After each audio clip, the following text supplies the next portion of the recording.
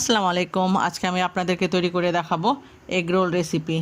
এটা আমরা সাধারণত বাইরে থেকে কিনে খাই, তবে বন্ধুরা আপনারা এই রেসিপিটা দেখার পর অতি সহজেই এবং সামান্য কিছু উপকরণ দিয়ে বাড়িতে তৈরি করতে পারবেন। আমি আপনাদের কাছে খুব সহজভাবে এই রেসিপিটাকে দেখানোর চেষ্টা করেছি। তাহলে চলুন বন্ধুরা দেখা যাক। আমি নিয়েছি এখানে 300 গ্রাম ময়দা, দিয়ে দিলাম স্বাদমতো লবণ এবং সাদা তেল। 4 চামচ আমি সাদা তেল দিয়েছি। তারপরে হালকা উষুম গরম জল দিয়ে এই আটাটাকে আমি স্মুথভাবে মেখে নিব। ভালোভাবে আটাটাকে আমাকে মাখতে হবে। আটাটা আমার মাখা হয়ে গেছে, এই যে এইভাবে মাখতে হবে। তারপর আটাটার আমি 4টা পার্ট করে নিব।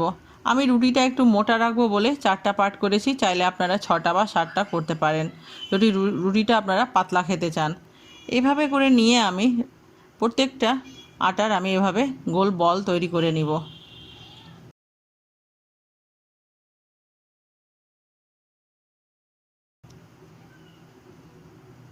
হয়ে গেছে আমার তৈরি করা।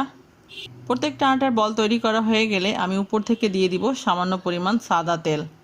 সাদা তেলটা দিলে আপনার আটাটা উপর থেকে শক্ত হবে না এবং আটাটা ভিতর থেকে সফট থাকবে। এবার ঢেকে দিব আমি আধ ঘন্টার জন্য। চাইলে আপনারা এটা সঙ্গে সঙ্গেও করতে পারেন। আধা ঘন্টা পর ফিরে এলাম। দেখেন আমার আটাটা কত সফট হয়েছে।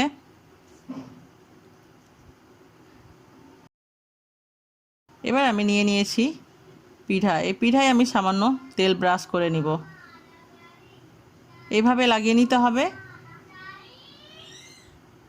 হয়ে গেলে আমি একটা আটার ডোকে নিয়ে এর উপর রেখে দিব। তারপর দিয়ে দিব আমি সামান্য পরিমাণ সাদা তেল। দেখতে পাচ্ছেন কত সহজে আমার রুটিটা বেলা যাচ্ছে। আটাটাকে ম্যারিনেশনের রাখার জন্য এই রুটিটা কিন্তু এতটা সফট হয়েছে। হয়ে গেছে আমার রুটি তৈরি করা। এবার আমি এর উপরে ছড়িয়ে দিব সামান্য পরিমাণ আটা।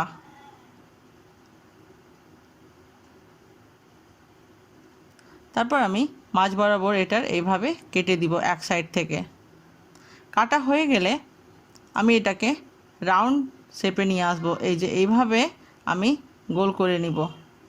তবে আপনারা যদি এটাকে ঝামেলা মনে করেন তো এইভাবে রুটির আকারেও সেকে রোল তৈরি করতে পারেন। হয়ে গেছে। যখন এরকম হয়ে যাবে তারপরে এভাবে ঘুরিয়ে আমাকে মাছটাকে এভাবে চেপে দিতে হবে। চেপে দিলে আর আপনার এই যে বলটা তৈরি হলো এটা আর খুলবে না। তারপর উপর থেকে আমি সাদা তেল দিয়ে এই রুটিটাকে আমি বেলে নিব।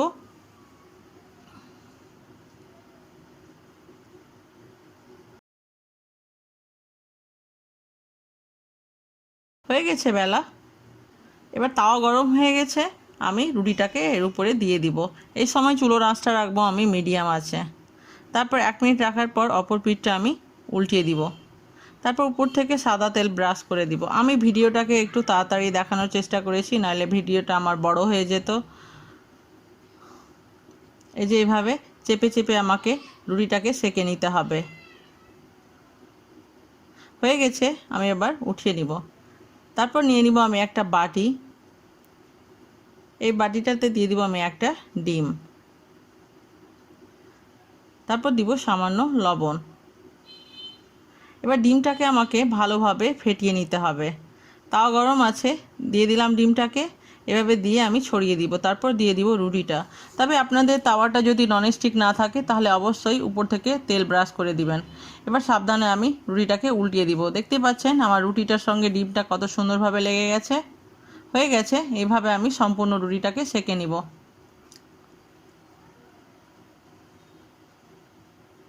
এবার আমি নিয়েছি এখানে পেঁয়াজ কুচি আর শসা কুচি, 1 টুকরো লেবু। চাইলে আপনারা নিজের পছন্দ মতো যে কোনো সবজি অ্যাড করতে পারেন, যেমন বাঁধাকপি, গাজর।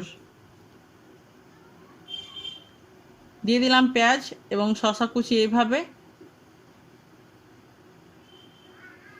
মাঝ বরাবর দিয়ে দিতে হবে। তারপরে দিয়ে দিব লেবুর রসটা। এবার দিয়ে দিব ঝালের জন্য কাঁচা লঙ্কা কুচি।